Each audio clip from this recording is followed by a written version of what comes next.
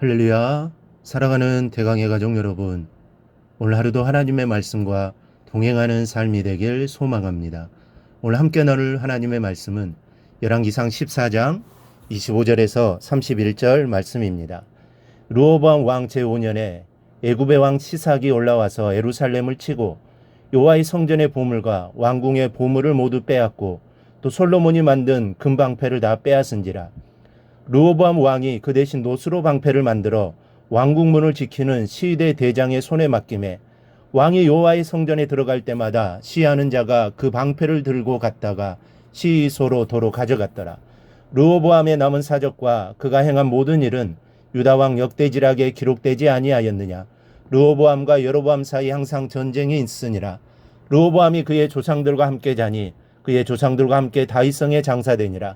그의 어머니의 이름은 나아마요 암몬 사람이더라. 그의 아들 아비암이 대신하여 왕이 되니라. 아멘.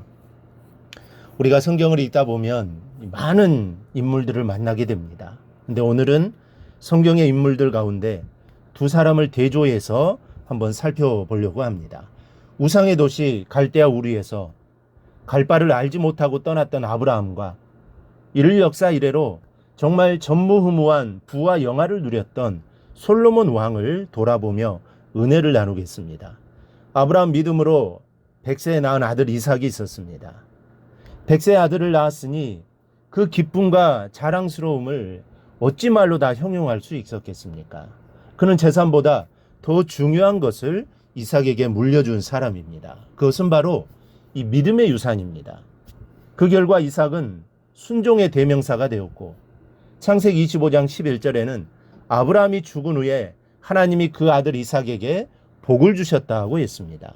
그리고 창세기 26장에는 이삭이 받은 복에 대해 기록하기를 이삭이 그 땅에서 농사하여 그의 해에 100배나 얻었고 여호와께서 복을 주심으로 그 사람이 창대하고 왕성하여 마침내 거부가 되었다라고 말씀하셨습니다. 재산을 물려주지 못하였으나 믿음의 유산을 물려주었으니 이삭이 복을 받았고 마침내 거부가 되는 은총을 누리게 되었다는 사실입니다. 그러면 이제 솔로몬을 우리가 살펴보면 솔로몬 왕은 하나님의 큰 은총을 누렸던 사람입니다.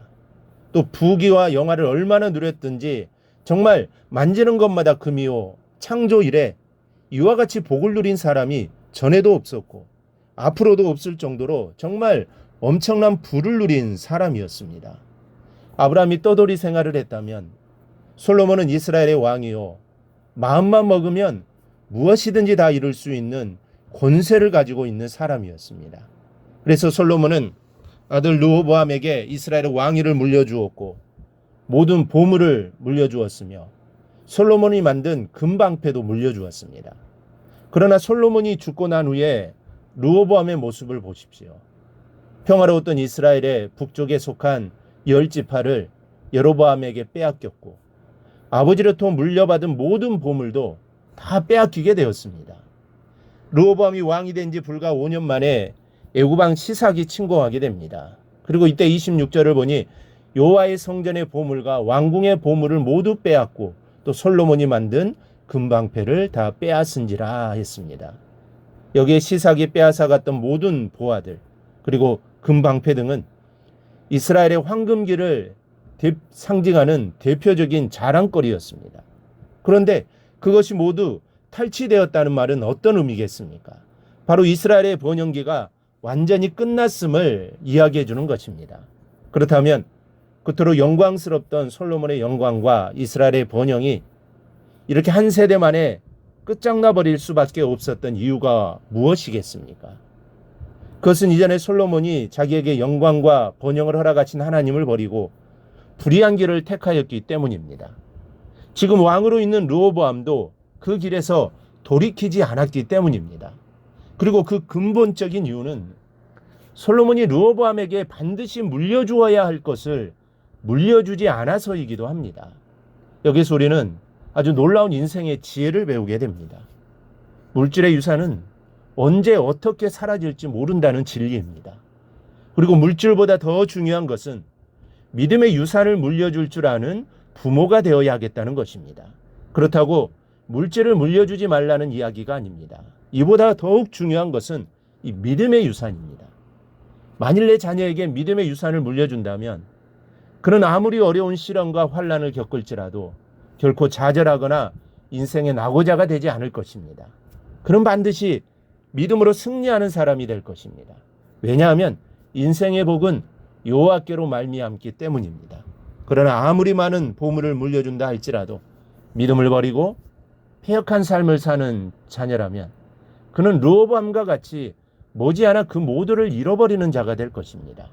왜냐하면 복의 근원 되신 여호와께서 훅 불어버리시면 모든 재물이 금방 날아가 버릴 것이기 때문입니다. 르호보암은 물려받은 모든 것을 잃어버리고 말았습니다. 그리고 그의 아들도 마찬가지입니다. 31절에 르호보암이 죽었고 15절 3절에 보면 그의 아들 아비암이 왕위를 물려받았으나 아비암이 그 부친에 이미 행한 모든 죄를 행하였다라고 했습니다. 믿음의 유산을 물려받지 못한 자녀들의 종말이 자명하게 드러나고 있습니다.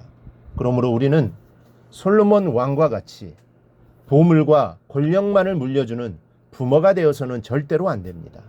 유산을 물려주되 반드시 물려주어야 할 것은 믿음의 유산임을 명심하시기 바랍니다. 그리고 이를 위해 늘 기도하는 부모가 될 수 있기를 바랍니다. 그래야 우리의 자녀들이 믿음 안에서 잘 자라 하나님의 기쁨이 되는 자녀들이 되기를 주님의 이름으로 축원합니다. 오늘 묵상한 말씀을 굳게 잡고 삶으로 실천하며 살아내는 대강의 모든 성도들이 되기를 주님의 이름으로 축복합니다.